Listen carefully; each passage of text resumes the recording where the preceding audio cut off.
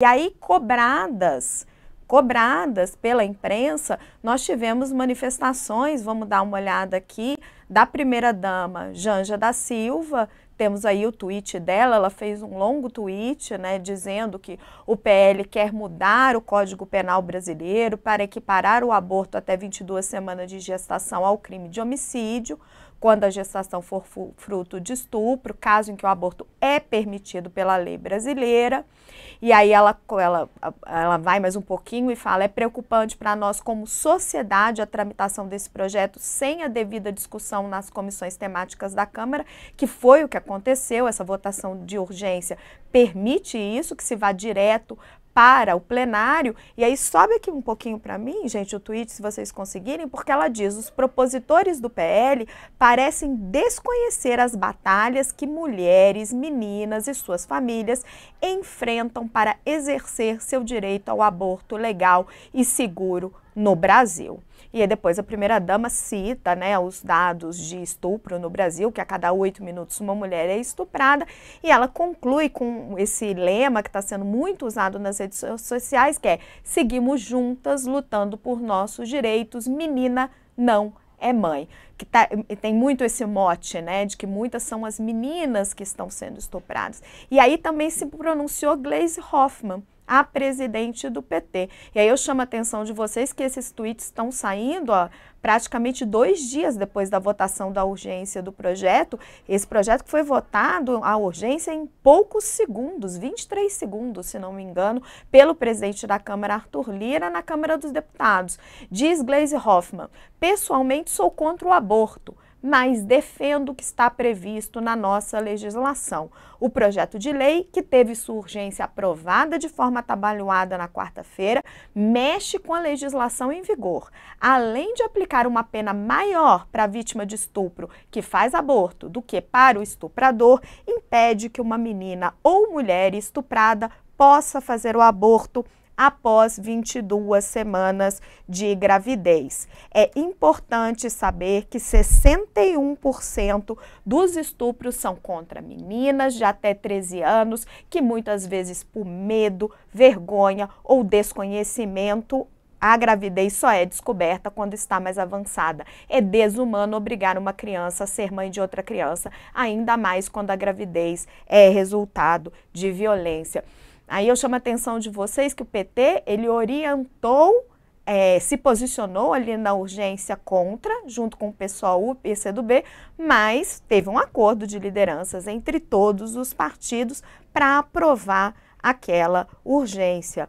Léo, 2 mulheres que são aí símbolos dentro do governo, a Gleisi não está dentro do governo, mas é a presidenta do partido do governo, 2 mulheres que são símbolos do governo, que teriam que estar liderando essa luta progressista, e estão chegando no debate quase que 2 dias depois. E eu acho que tem um ponto, né? Só para retomar exatamente puxando do seu gancho e retomar aquele ponto que eu estava colocando, existe nesse caso, houve uma dissociação muito grande. Eu acompanho há muito tempo os movimentos feministas e o que eles estavam fazendo com relação à questão do medo desse projeto, né? O medo da urgência desse projeto, e o pessoal está se mobilizando há um bom tempo.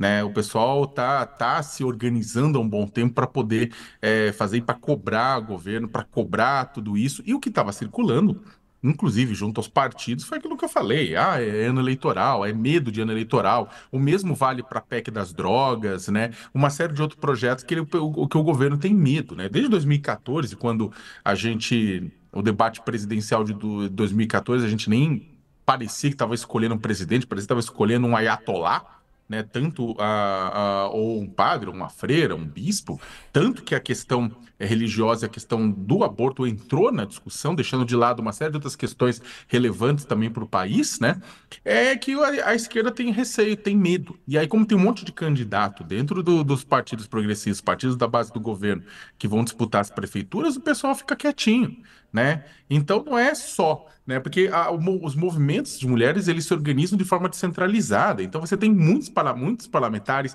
muitas parlamentares que são relevantes para esse debate e que não estavam entrando no debate, né? E aí, agora, começa a entrar. Você tem citações, né? A Janja não tem cargo público, mas é uma pessoa relevante. Você tem a Gleice, você tem uma série de outras pessoas entrando na discussão. Mas o próprio Padilha entrando na discussão. Mas eu repito o que eu falei. Né, tudo isso, né, ele é importante entrar na discussão, é importante colocar isso, mas isso não é ação, tá? Isso é tweetada. Isso é Twitter. Ah, mas é importante, forma conceito? Forma. Mas para fazer a diferença lá no Congresso, não é tweetada. É gastar a sola de sapato. É articular, é chamar a liderança, é o governo perguntar o que o pessoal quer para votar ou não votar. É conversar com o Pacheco, que o Pacheco pode segurar isso aí lá no Senado, já indicou que pode fazer isso. É fazer um monte de coisa. Sabe, é você fazer o quê? Não é você só fazer tipo, uma postagem de indignação. Você tem que, todo mundo tem que fazer a lição de casa que não foi feita, que é uma lição de articulação. E não foi feita por quê? Por medo eleitoral. A extrema-direita, e acho que é importante que se diga nesse ponto, ela está tentando jogar um xadrez junto do governo. Né? Existe um xadrez junto do governo que os líderes de extrema-direita, da bancada do fundamentalismo religioso, estão tentando jogar junto com o pessoal do grupo do Quanto Pior Melhor, que deixou o governo em 2022, né?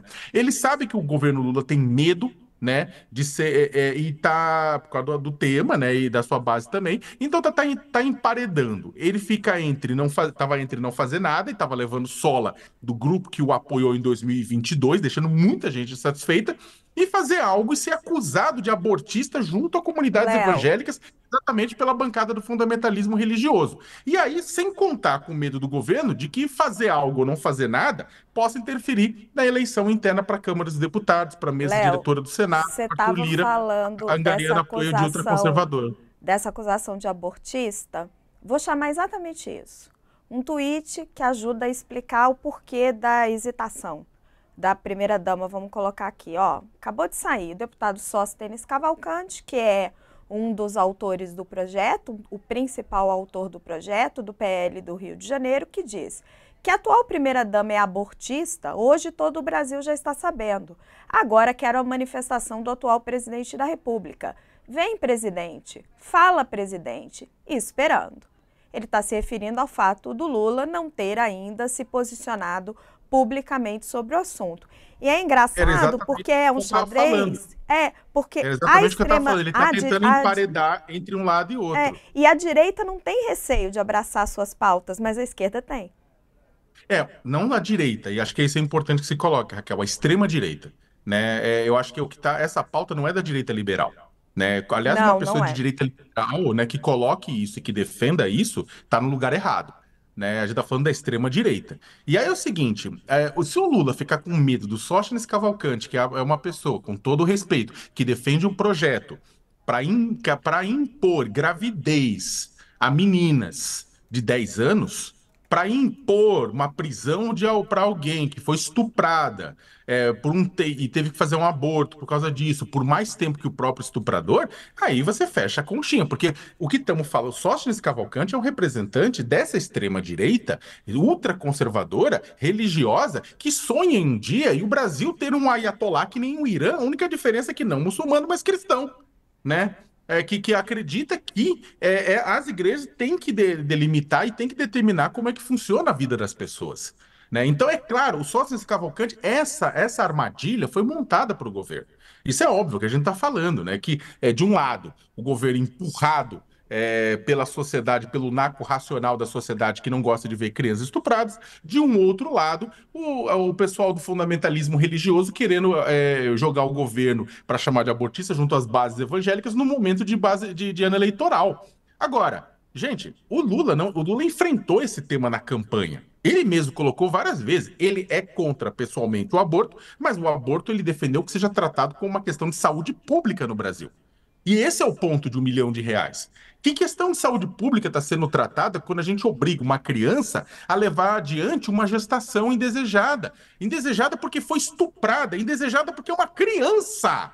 Então, o que está acontecendo? A gente está, na verdade, a gente tem que tomar cuidado para a gente, como sociedade, não normalizar. essa discussão maluca, doida, colocada pelo Sóstenes, que é o seguinte, é falar o seguinte, olha, vai aí, presidente, fala, aí o presidente critica o projeto, abortista, mas é claro que o bolsonarismo faz.